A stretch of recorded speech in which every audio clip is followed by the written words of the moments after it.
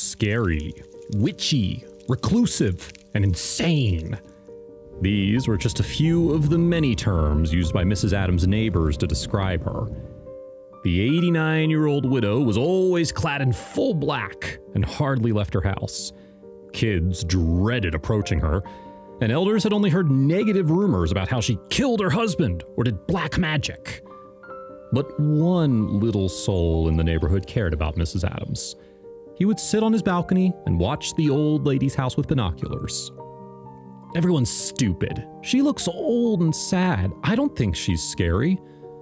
That's what 6-year-old Tim thought of Mrs. Adams. His mother, Laura, was a single mom who worked 3 jobs to provide for them. Money was scarce, but Tim's heart was filled with love and kindness. He was only 6, but his tiny brain worked like Sherlock Holmes. And after following Mrs. Adams for a week, he knew everything about her whereabouts. He'd notice her peering outside her house through her living room drapes, and how she enjoyed eating oranges on her balcony. She needed a friend to be happy again, and Tim wanted to be friends with her, but his mommy would be mad.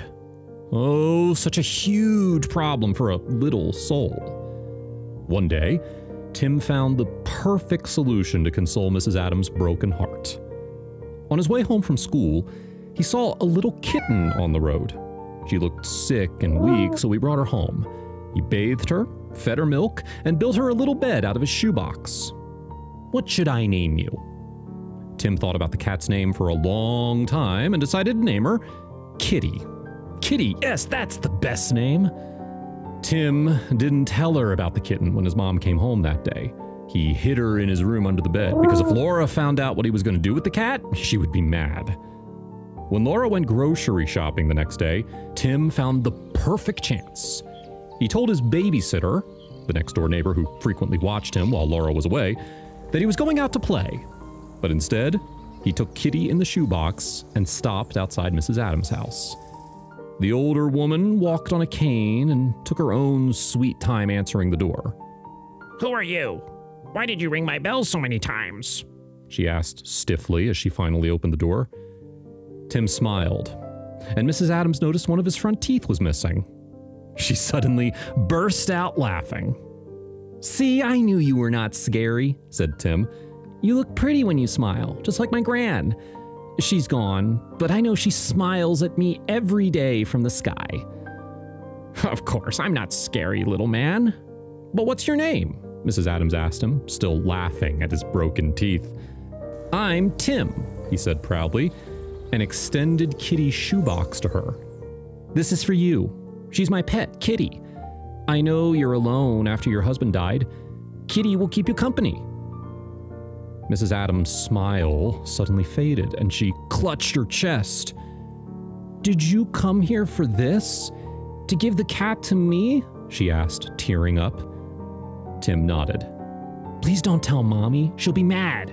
You can keep Kitty with you." "Thank you so much, Tim," the older lady said, touched. "Everyone's afraid of me, and they call me terrible things. And nobody bothered to ask me how I was doing after my husband died. The fact that you cared about me touches my heart. Can I give you a hug?" Tim stepped forward to hug Mrs. Adams' waist, and the older lady gently embraced him. "You'll be okay. I was very sad when my gran died, but I'm fine now," Tim told her. Mrs. Adams was moved by what Tim did for her. She treated him to cookies and hot chocolate, and Tim shared all his worries with her. He told her how Laura worked 3 jobs, and he hadn't enrolled in school because they didn't have enough money for his school supplies and fees. "Kindness never goes unrewarded, Tim," Mrs. Adams told him. "It doesn't matter whether it's something huge or small, it always comes back to you."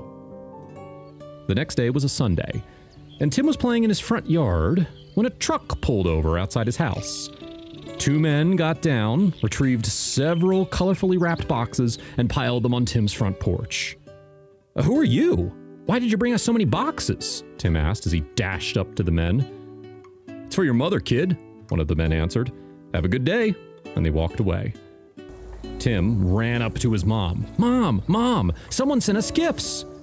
"What? Who would send this?" Laura was shocked.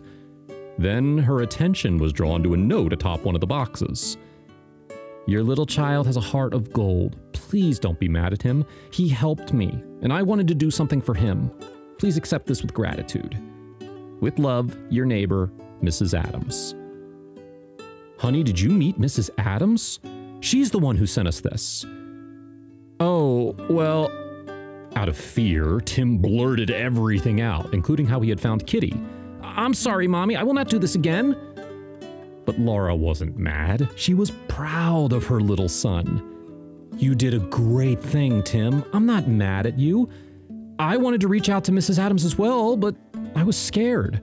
I'm proud of you, honey.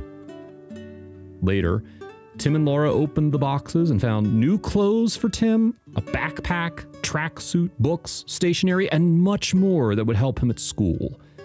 It was Mrs. Adams' way of saying thank you to Tim for his help, and to Laura for raising her son right.